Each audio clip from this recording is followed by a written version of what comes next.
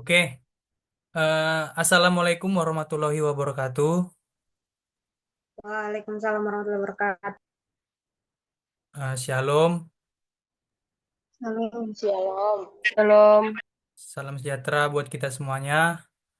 Di sini sebelumnya kami mengucapkan terima kasih kepada Bapak Abdullah Merjani sebagai dosen pembimbing kami yang sudah memberikan tugas ini kepada kami. Di sini kami akan mendiskusikan atau mempresentasikan hasil tugas kami, yaitu cara kerja teknologi windmill, tentang vaksin dan juga mobil listrik. Sebelum kami mendiskusikannya dan mempresentasikannya, kami memperkenalkan diri kami masing-masing. Perkenalkan, nama saya Yansen Randi Aristo Simanjunta dengan nomor NPM 24101089. Perkenalkan, nama saya Bagas Indra Suputra dengan nomor NPM 24101086. Perkenalkan nama saya Salaminta Emilian 20 dengan NPM 24101082. Perkenalkan, nama saya Erika Syabana Bancin dengan NPM 24101088. Perkenalkan, nama saya Yulia Sahara Putri Nasution dengan nomor NPM 24101083. Perkenalkan, nama saya Angel Ayu dengan NPM 24101087. Oke, baik. Ah, di sini kami akan mendiskusikan atau mempresentasikan, yaitu pertama ada cara kerja teknologi windmill atau di dalam bahasa Indonesia itu kincir angin. Oke, kincir angin atau windmill ini bekerja dengan mengubah angin menjadi energi mekanik atau listrik. Nah, di sini ada berikut penjelasan detailnya. Yang pertama, komponen utama windmill. Komponen utama windmill itu ada beberapa seperti baling-baling atau blades, yaitu kegunaannya menangkap angin dan berputar. Kemudian ada rotor, yaitu tempat baling-baling terhubung dan mengubah energi angin menjadi energi mekanik. Nah, kemudian ada shaft atau poros, yaitu menghubungkan rotor ke generator. Kemudian ada gearbox atau kotak gigi, mengatur kecepatan putaran poros sebelum masuk ke generator. Kemudian ada generator yang kegunaannya itu mengubah energi mekanik menjadi energi listrik. Kemudian ada nacelle atau rumah komponen mekanik dan elektrik. Kemudian ada towernya atau menara, yaitu kegunaannya menopang baling-baling dan komponen lainnya di ketinggian. Kemudian ada control system. Control system ini kegunaannya mengatur orientasi baling-baling agar selalu menghadap ke angin. Nah, kemudian ada kedua itu proses kerja.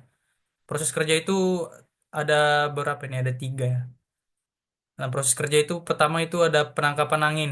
Penangkapan angin itu seperti angin mengenai baling-baling, menyebabkan baling-baling berputar. Semakin kencang anginnya, maka semakin cepat baling-baling berputar.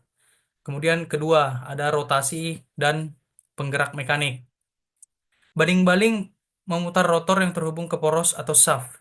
Poros ini kemudian menggerakkan gearbox untuk meningkatkan kecepatan putaran.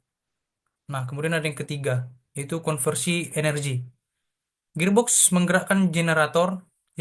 Generator ini mengubah energi mekanik dari putaran menjadi energi listrik melalui induksi elektromagnetik. Kemudian ada ketiga, kendali dan efisiensi, yaitu pitch control. Pitch control ini mengubah sudut baling-baling agar efisien dalam menangkap angin. Kemudian kedua ada yaw control, memutar seluruh nozzle agar baling-baling selalu menghadap arah angin. Ketiga, ada brake system. Brake system itu menghentikan putaran baling-baling saat anginnya itu terlalu kencang untuk mencegah kerusukan. Berarti dia itu brake system itu seperti mengerem ya. Nah, mungkin eh, untuk tema selanjutnya akan dijelaskan oleh kawan saya ya.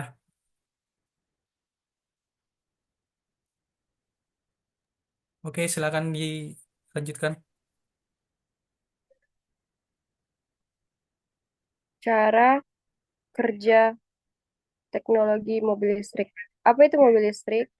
Mobil listrik adalah kendaraan yang digerakkan oleh motor listrik menggunakan energi dari baterai yang dapat diisi ulang. Adapun cara kerja mobil listrik yaitu motor listrik mengubah energi listrik menjadi energi mekanik untuk menggerakkan mobil. Kemudian ada baterai menyimpan energi listrik yang digunakan untuk menggerakkan motor. Dan ada pengisian ulang, baterai dapat diisi ulang menggunakan listrik dari jaringan listrik atau stasiun pengisian. Dan yang terakhir ada kontrol elektronik mengatur distribusi tenaga dari baterai ke motor.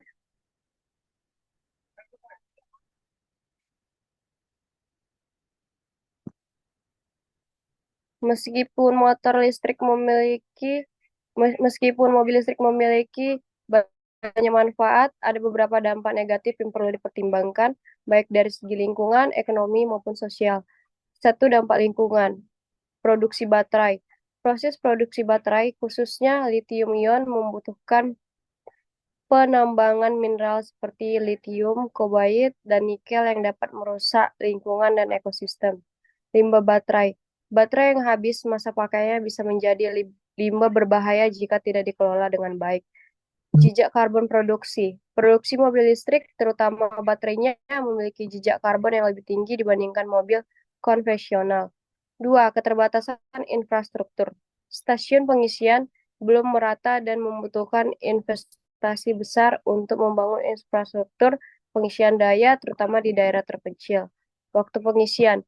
Pengisian baterai memakan waktu lebih lama dibandingkan pengisian bahan bakar konvensional, terutama jika menggunakan pengisi daya rumah.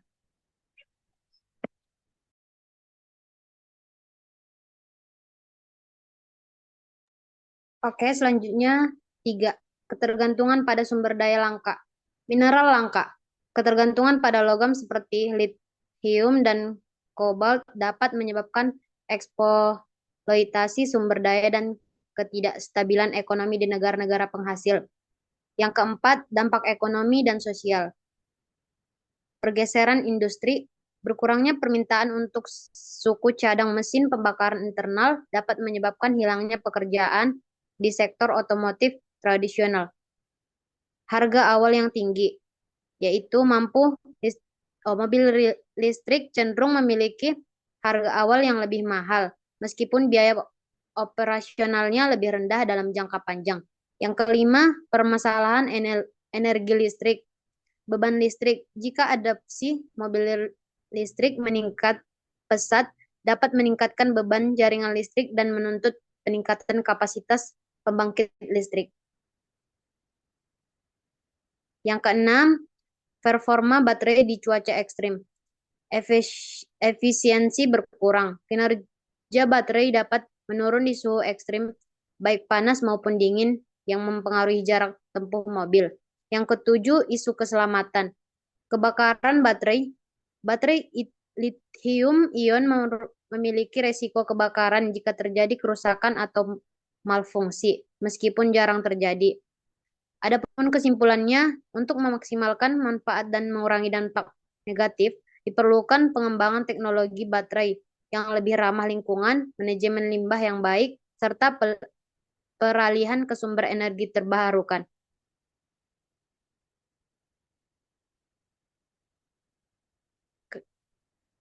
Kesimpulannya, mobil listrik dan mobil biasa punya kelebihan dan kekurangannya masing-masing. Mobil listrik lebih ramah lingkungan karena tidak menghasilkan populasi, sedangkan mobil biasa lebih mudah digunakan untuk perjalanan jauh karena banyak tempat isi bensin. Di masa depan, teknologi akan terus berkembang dan mungkin kita akan melihat lebih banyak mobil listrik di jalan. Tapi pilihan terbaik tergantung pada kebutuhan dan situasi setiap orang. Selanjutnya akan dilanjutkan oleh teman saya.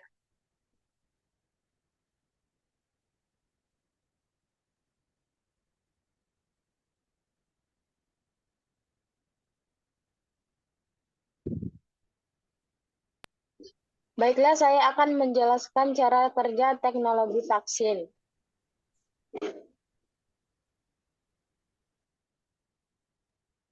Teknologi vaksin bekerja dengan melatih sistem imun tubuh untuk mengenali dan melawan patogen atau virus atau bakteri tanpa menyebabkan penyakit.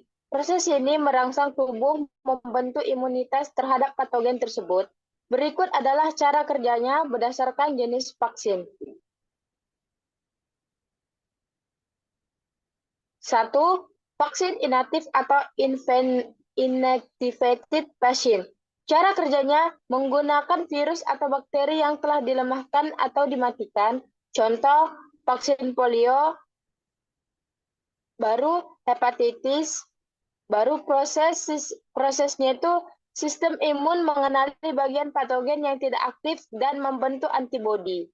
Yang kedua, vaksin hidup yang dilemahkan atau live-attenuated patient. Cara kerjanya menggunakan versi patogen yang dilemahkan sehingga tidak menyebabkan penyakit pada orang sehat. Contoh, vaksin campak, rubella, dan BCG. Proses kerjanya yaitu karena patogen masih hidup tapi lemah, respon imun lebih kuat dan bertahan lama. Yang ketiga, vaksin subunit rekombinan atau konjungkat. Cara kerjanya menggunakan bagian tertentu dari patogen seperti protein atau gula. Contoh, vaksin HPV, hepatitis B.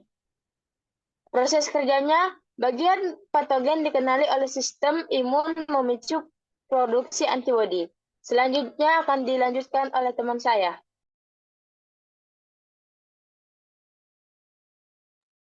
Yang keempat, vaksin toksin atau toxic vaksin. Cara kerjanya menggunakan toxic vaksin yang dihasilkan oleh patogen tetapi telah dinonaktifkan. Contoh, vaksin tetanus, difteri. Proses kerjanya, tubuh membangun kekebalan terhadap toksin bukan patogennya. Yang kelima, vaksin mRNA atau messenger RNA vaksin. Cara kerjanya menggunakan mRNA untuk memberi instruksi sel tubuh membuat protein spesifik yang meniru bagian virus. Contoh, vaksin COVID-19, Pfizer atau Moderna. Proses kerjanya, sel tubuh membuat protein virus, memicu respon imun, dan menghasilkan antibodi. Yang keenam, vaksin vektor viral atau viral vector vaksin. Cara kerjanya menggunakan virus yang tidak berbahaya sebagai vektor untuk membawa gen patogen ke dalam sel tubuh. Contoh, vaksin COVID-19, AstraZeneca, Johnson & Johnson. Prosesnya yaitu vektor menginfeksi sel yang kemudian memproduksi protein patogen dan memicu respon imun. Selanjutnya akan dilanjutkan oleh teman saya.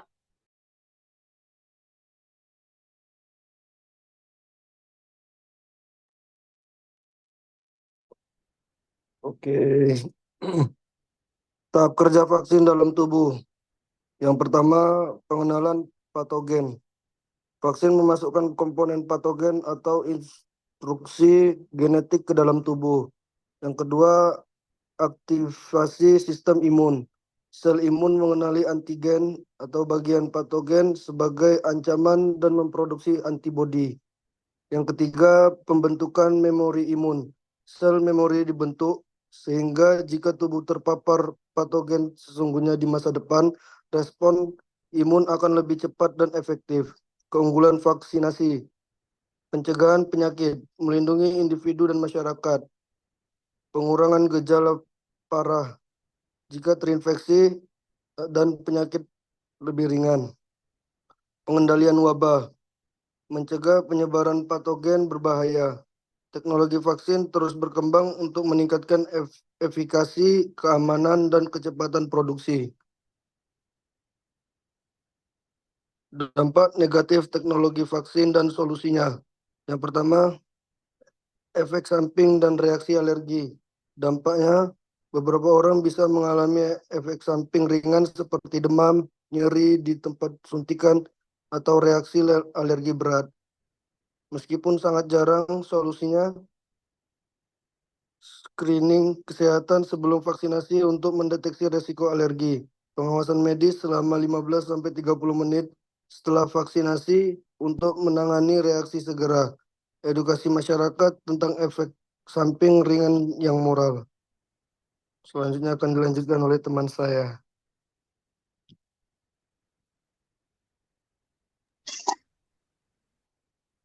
Dua, efikasi yang bervariasi. Dampak, tidak semua vaksin memberikan perlindungan penuh.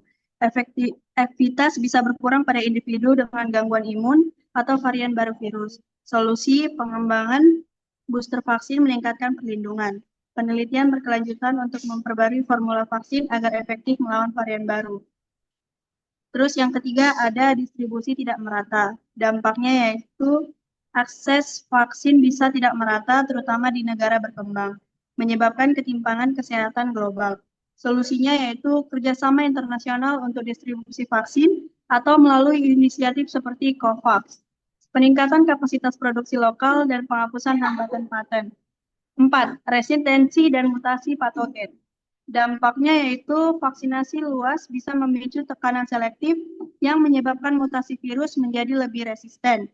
Adapun solusinya yaitu pemantauan genomik secara terus-menerus untuk mendeteksi mutasi. Strategi vaksinasi yang fleksibel dan penyesuaian vaksin dengan cepat. Yang kelima, ketidakpercayaan dan misinformasi. Dampaknya yaitu misinformasi dan teori konspirasi tentang vaksin dapat mengurangi cakupan vaksinasi, meningkatkan risiko wabah. Solusinya, kampanye edukasi publik berbasis bukti, kolaborasi dengan media dan platform digital untuk melawan disinformasi.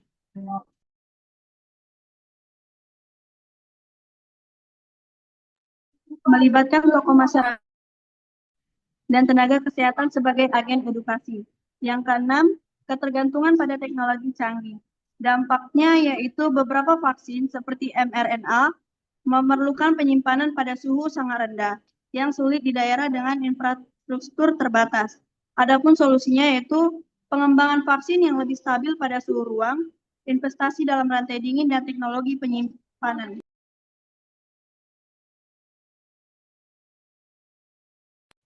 7. Produksi limbah medis. Dampaknya yaitu peningkatan penggunaan jarum suntik sekali pakai dan alat vaksinasi menghasilkan limbah medis yang perlu dikelola dengan baik. Solusinya yaitu sistem pengelolaan limbah medis yang ramah lingkungan, penggunaan alat suntik yang dapat didaur ulang, atau teknologi tanpa jarum. Kesimpulannya yaitu dampak negatif teknologi vaksin dapat diatasi melalui kombinasi inovasi teknologi, edukasi publik, serta kebijakan kesehatan global yang adil. Upaya kolaboratif antara pemerintah, ilmuwan, dan masyarakat sangat penting untuk memastikan vaksin aman, efektif, dan dapat diakses oleh semua orang.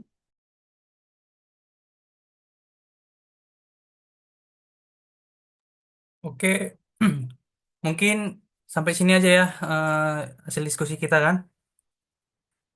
Berarti langsung penutup aja ya. Mungkin sekian presentasi atau diskusi yang bisa kami sampaikan. Jika ada kata-kata yang kurang atau salah pengucapan, tolong dimaafkan. Semoga hasil diskusi dan presentasi kami ini dapat bermanfaat bagi teman-teman semuanya. Saya ucapkan terima kasih. Assalamualaikum warahmatullahi wabarakatuh. Shalom. Waalaikumsalam warahmatullahi Shalom. wabarakatuh. Salam. Udah selesai kan? Udah mati lah recordnya. Nah, masukkan lo kerja ya kan? Udah. Semangat ya, semangat yang kerja, semangat.